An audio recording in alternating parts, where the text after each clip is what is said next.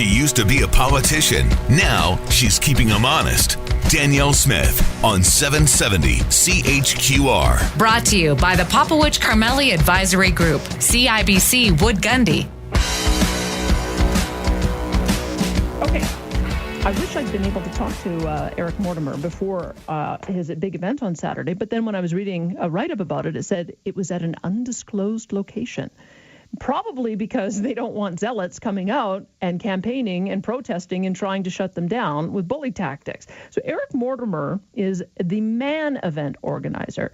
He's Calgary Division Coordinator for MDI, Mentor, Discover, Inspire. It's an international men's organization consisting of hundreds of men's teams throughout North America, and it's open to any adult man who seeks to live a purposeful, passionate life and seeks to achieve new levels of personal success. He joins me now to talk a little bit about how the weekend went. Eric, thanks so much for being with me today. My pleasure. Thanks for having me. Okay, so why the big secrecy? Why wasn't it advertised where it is that you wanted to meet? What were you worried about? Actually, it was more for the fire marshal and safety things. I expected us to be swarmed with people wanting to come, and we didn't want to have walk-ins and have to turn people away. So as soon as people registered, they were given the location. So there was a website, and they registered, and they got the full details. So it wasn't anything like that. Okay, so who is it that you brought out? What is it? What is the common interest that all the men share? The common interest is men that want to improve their lives. They want to step up and to be better husbands, fathers, men. They want to be better in their business, in the community, live their lives on purpose. I want to ask you, because one of the things that I'd read about in the write-up to this is the discussion about toxic masculinity. And I want to understand a little bit about what that term means, where it comes from. Because you know what? It occurs to me, we never talk about toxic femininity. And so I don't know, and I'm sure that you could probably do the same analysis that you do on masculine traits and talk about there's a mature aspect and a shadow aspect. I'm sure we could do the same thing with femininity as well, but it doesn't seem that we actually even have that conversation. So why is that a focus for you in these discussions? What is toxic masculinity? Yeah, I don't actually use the term toxic masculinity. It's come up a fair bit in the press and that kind of thing, and associating with this because it's a current topic. But I think it's just unconsciousness, and like you say, it could be applied to many women as well. Toxic femininity, but we don't use that. So it's unconscious men that aren't taking responsibility for their lives. They're blaming others, and quite often there's anger under that, and underneath anger is fear, I think, is the underlying issue. Well, you talk about 4 archetypes. I read them briefly, but I have to admit I don't know where these archetypes come from and what the 2 different versions would be, sort of a mature version and a shadow version. I hope you can walk me through some of that. So you've got the king archetype, the magician archetype, the warrior archetype, and the lover. So tell me, when you're talking about these things, what is it? What does that king archetype mean? What is it in reference to? The biggest thing is taking responsibility and ownership for everything, including your relationships and your career. Not playing that blame game. The example I often use is, if a man gets fired or ends a relationship, like gets broken up with, he'll often end up heading to the bar with his buddy, and first thing he does is tell his story, and usually summed up with, I was a victim. I had a bad boss, or she was a hag and she was too demanding, that kind of thing. And or if it was fired, it was a company policy, and I got fired because of sex, race, or perverse discrimination. And the friends quite often will end up try to console them. They'll say, "Oh, you're right. That darn company, or that woman, I never did like her. Everything's going to be okay." And there's no real reason that it's going to be okay if he doesn't make any changes. Whereas, in contrast, if we're dealing with us with our MDI men, if a man shows up at one of our circles, he can still show up and start to tell his victim story, but he'll get a completely different response. We'll talk to him and say, listen, what is your role in this? What has this shown up before? What's going to happen if you don't address this? How is this going to affect you in 5 years, 10 years if you don't make the change? So it's really about extreme ownership of everything. Wow. Okay. So can we go through some of the other archetypes? The magician, how would you characterize that as an archetype? The magician is more the creative type thing. A scientist, that kind of using that aspect of thing, like a magician archetype. You could look at the late Stephen Hawking, might be an example of using the magician. But what is the shadow version of that versus the mature version of that? So a mature version would be like Stephen Hawking would be a mature version and taking his creativity and exploring the universe. A shadow version might be the trickster, somebody that's doing something slimy or a stock market manipulation or things like that, using his intelligence to for the betterment of himself in a short term versus humanity's. Okay, go on to the warrior. What are the sort of the characteristics of that? What would be the positive, the mature expression of that versus the shadow expression? So a mature expression would be somebody who's standing up for his people, like Martin Luther King or the Dalai Lama are versions of kings and warriors and lovers as well. But they're standing up and for what they believe in. An immature version of a warrior would be a bully. So like a young boy picking a fight or picking a fight with a lesser opponent, somebody they shouldn't be engaging with.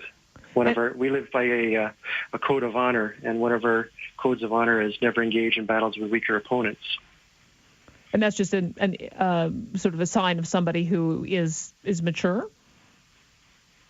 I believe so. Yeah, like if somebody's like if you're picking on a little kid, that's not going to be a sign of maturity, right? If you're arguing or bullying a little kid, versus a mature person would talk to the kid and use more of a Socratic method and try to get to the bottom of what's really going on with that kid. Okay, go a little bit more into the lover, this positive and negative aspect of that archetype.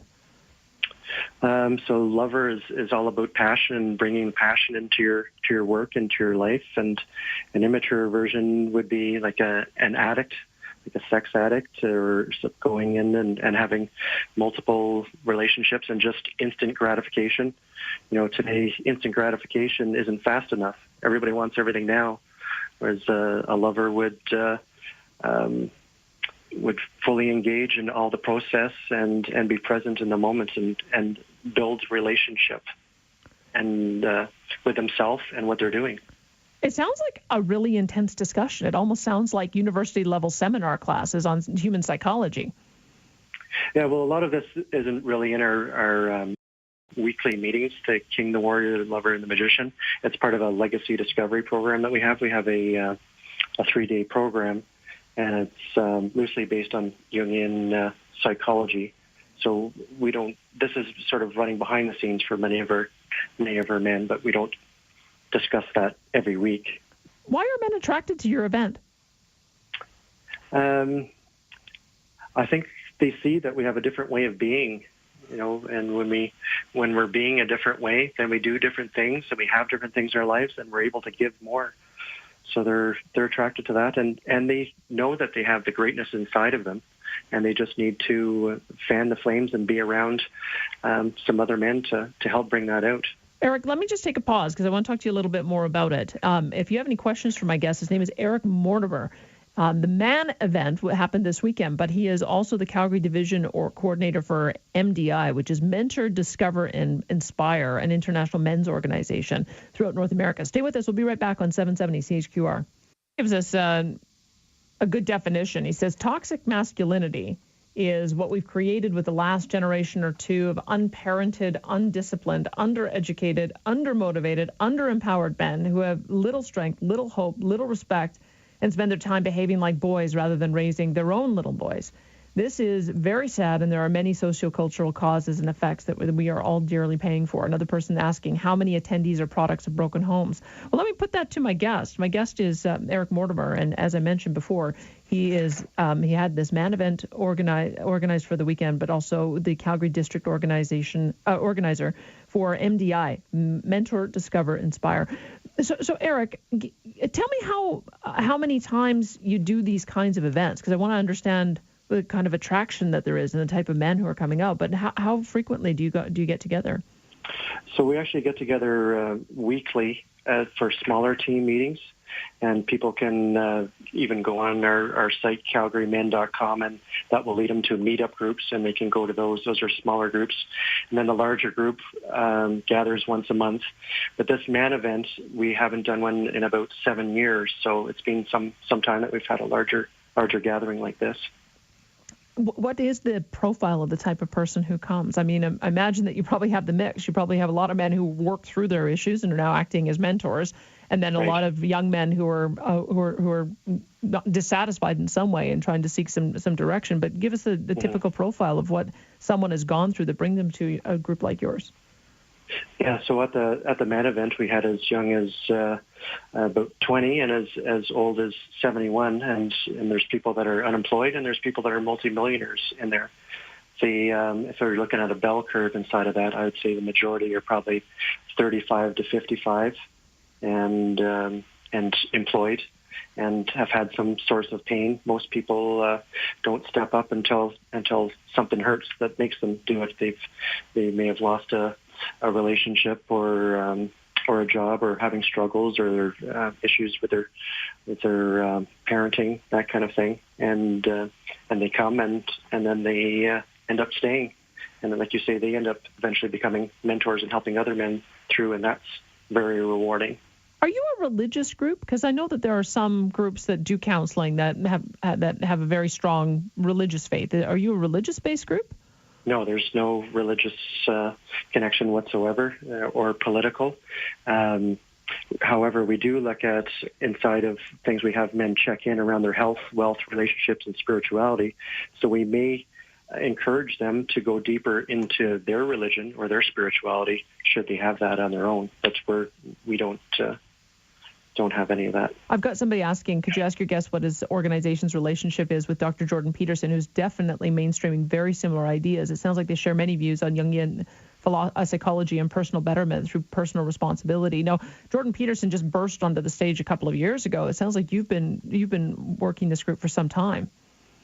Yeah, so in Calgary since 1997, so we've been around for some time, but yeah, there's some similarities in the personal responsibility and accountability for your life. So. Do you think things are getting worse for men?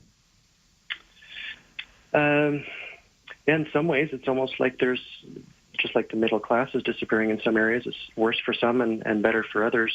I think there's some people getting lost in the middle. But the thing is, there's the help is available. That's what's, in a way, is so frustrating. And we're putting on this event, and I expected significantly more men to show up. So that's why we didn't disclose the location as we started our conversation. What is it that do you think is the common factors that men are facing today? Well, there's definitely more tension in the air and a lot of men don't necessarily feel safe having conversations. Feels like there's a lot of judgment out there. So a lot of the common factors is coming to our group is having that safe space to be able to express what's really in their heart without judgment. And do a lot come from broken homes? That's what one of the earlier listeners was asking about. Yeah, I'm not sure what the statistics are. I think the issue was about not growing up with a male role model and dad. Yeah, that's definitely a factor. Not having a mature masculine role model in there, and a lot of our men were raised by their mothers, and they did their best, but it's not the same. Men are not just hairier, smelly versions of women. We do things differently. I've got somebody asking, it says, is your guest familiar with the red pill movement, and how are they different? I'm familiar with the red pill movements. That's more about men that are being abused, I believe, or don't have the rights to their children, and we're not associated with that. But if a man needs support that's going through that, we'd be happy to lend an ear and support him. What is the best way for people to get in touch with you if they're interested? Well, you can contact me directly if you like. Email me at eric@ericmortimer.com or call me at 403-827-8081. I mentioned the CalgaryMen.com to see our meetups. There's Mentor Discover Inspire.org for the larger organization. And we also have 2 events coming up this week. Stephen Garrett, who's been doing men's work for over 30 years, is still here. He was our keynote speaker, and he's going to be having 2 evenings, Tuesday and Thursday, at my place. And we're having a sweat lodge on Saturday with the Blackfoot. So that'll be another powerful experience. Wow, you sound very active. Eric, thanks so much for letting me know about your group, and we'll try to have you on again next time you have a big event.